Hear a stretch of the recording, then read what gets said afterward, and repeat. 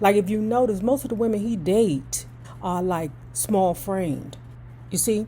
Because Diddy want to be the only bad in a relationship. You get it? Yes, that thing right there. Oh, that nigga is thicker than a snicker. I don't hear nobody out there. Hold it down. Hold it down.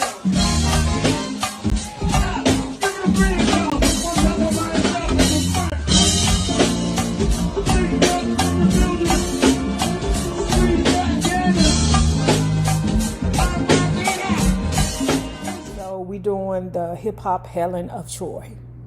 From Jay-Z to Nas. From, what is this? From seduction to scandal. Miss Carmen Bryant. When I came down after work one night, they'd been there all day debating like a street congress. Regular life in the projects guaranteed, especially good gossip. Every night there was juicy news. That particular night, it was the story of a friend who was shot in the leg and died instantly. I took a seat on the bench next to Nas. "Hey, boo," he said, kissing me. Everyone nodded hello in my direction, and the typical Queensbridge conversation continued. Nas's friends couldn't spell conversation, let alone have a decent one. "I feel a little strange living here. Mrs. Jones already feels like I'm stealing you away from her. It's like she's the wife and you're the husband, and Jabari's the kid."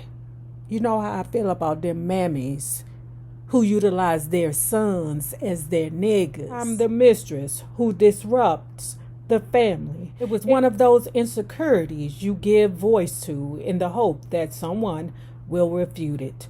Unfortunately, Nas confirmed it. Yeah, them Virgos, they be having strange relationships with their mothers. It's sickening. Almost incest. My mama just doesn't get you, Carm.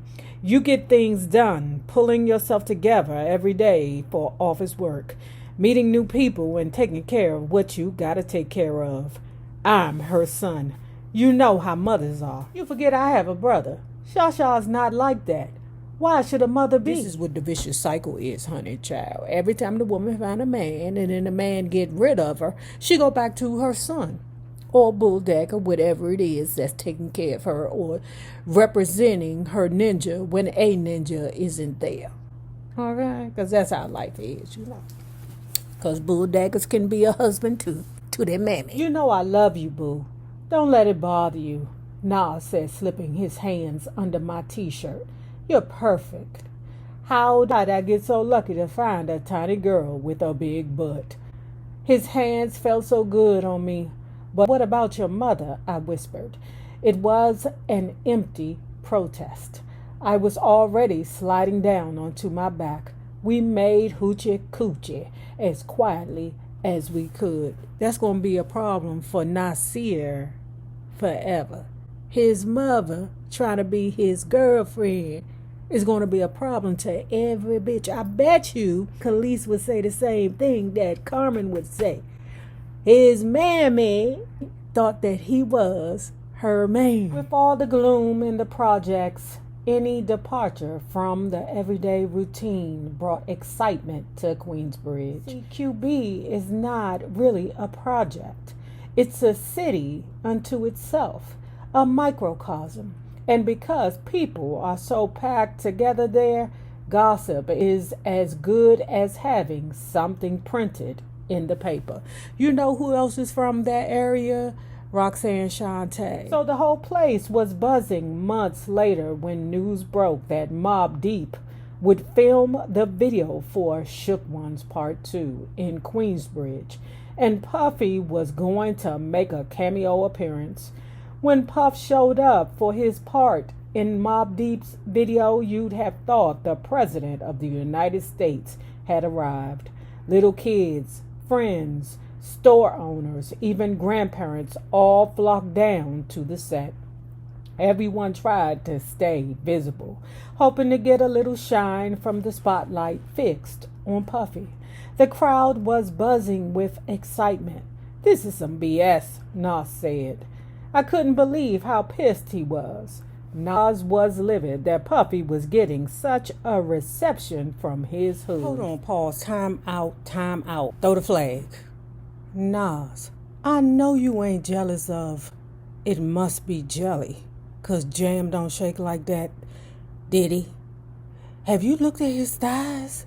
You see how thick he is? Now I get the fact that he may have the shine right then and there, but you can never forget that when he take his clothes off, he is one of the baddest bitches out there. Like if you notice, most of the women he date are like small framed. You see? Because did he want to be the only bad bitch in a relationship? You get it? Yes, that thing right there. Oh, that nigga is thicker than a snicker. He is so fat. Oh, girl. Looked at it much differently. I saw a community united. This was one of the few times when people weren't outside trying to kill each other. My long hours at Rush Management gave me refuge from Queensbridge, and it didn't hurt to demonstrate my work ethic to the office management. That particular afternoon, my diligence paid off.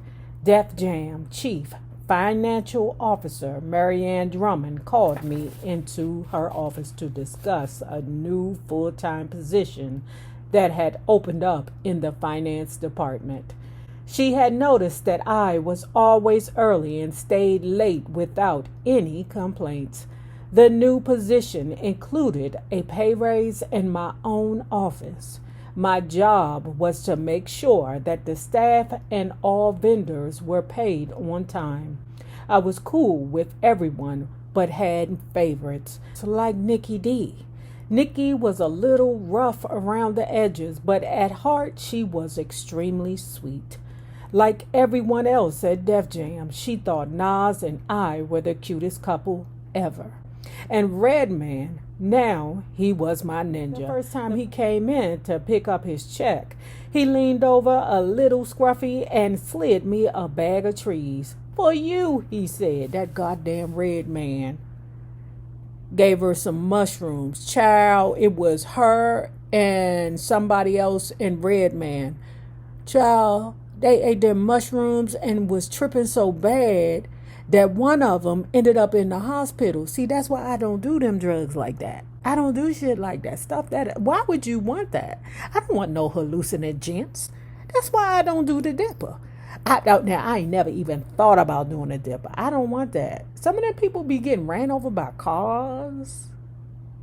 Some of them people be thinking they could fly. All kinds of crazy shit. I don't want no parts of that. Like Martin, remember when Martin Lawrence was tripping off that ooh-wee and was ducking cars in traffic? There were soon bigger things to worry about at work. One afternoon, I was in my office going over a few accounts when I heard something that sounded like a gunshot. Child, somebody was in there trying to throw Liar Cohen's body. Somebody was inside the building trying to murk that ninja. The office was buzzing with rumors. Although I didn't see it, people claim a group at the very end of a hot streak had a beef with Liar, alleging Def Jam owed them money. After several failed attempts to get in touch with Liar, they decided to come up to the office. Apparently, an argument ensued, and one of the members pulled out a blicker. Of course, no one would ever know the real story of what had actually happened. Shortly after the incident, Liar announced over the intercom that the office was officially closed for the rest of the day. Liar's nerves was bad. He ain't used to get the people barking at his ass. He ain't used to that. He just used to doing foul shiz and getting away with it. That's not how them rappers retaliate. Mr. Liar is just used to going to court. Oh, I'm going to go to court. I'll wait for them to take me to court. Black folks ain't got time to spend money on no lawyer. Some of them do. But not these black folks. These particular black folks wanted to solve problems a different way. Don't y'all remember when I told you when you dealing with ninjas, All problems are solved with pistols or pussy. As soon as I walked in the door, I told Nas what happened, which proved to be a big mistake. Carm, when are you going to quit that ghetto effing job? Wait a minute, Nas. Her job is ghetto, but y'all playing PlayStation outside on the benches in the middle of the projects? Y'all got an extension cord stretching all the way up to a window on the third floor outside playing the PlayStation? But her job is ghetto? Nas hated the fact that my job required me to be in the presence of entertainers of any sort. It made him insecure. The shootout only added fuel to the fire. But I figured one shootout at Def Jam didn't compare to the daily shootouts at home. Exactly. That's what's wrong with you Virgos. Y'all think y'all bullshit better than everybody else's bullshit. That's why I don't like you niggas. But I figured one shootout at Def Jam didn't compare to the daily shootouts at home. Def Jam was our way out of the projects. I had to work. But months later, nothing had changed. Our living situation was stalling my momentum and diminishing my motivation. Most weekends, I stayed with Shasha and my grandmother in Jamaica. Shasha's tirade would begin as soon as I walked through the door. How can you stand it over there? Y'all need to find a place fast. I don't like you living in them projects. Shasha was a firm advocate of self-improvement and couldn't stand to see her only daughter backtracking in life. I'm working on the living situation, I told Shasha. She was suspicious. Are you paying rent over there? Are you contributing your share to the household? Mrs. Jones refused to take my rent money. I do buy groceries. I was saving most of my money. Good. So you can get the hell away from there. I was taking it back a little bit. You never live anywhere for free. The only person that you can live for free with is your mammy. And that's until you get a job. You hear me? When I think about how I was in my early 20s, mid-20s, still living with my mother, and my mother didn't require for me to pay rent, do you know how much of a blessing my mother was to me? And my mother would not require me to pay rent. She wanted me to save my money so I can get myself together. Child, it took me years to get myself together, girl. I ain't even playing. Some weekends, Nas and I took a train ride to visit his musician father, Olu Dara. Olu had all but abandoned Nas when he was in grade school. Olu was a little sanctimonious and would dole out advice like an old sage. During one visit, he discussed dating and relationships.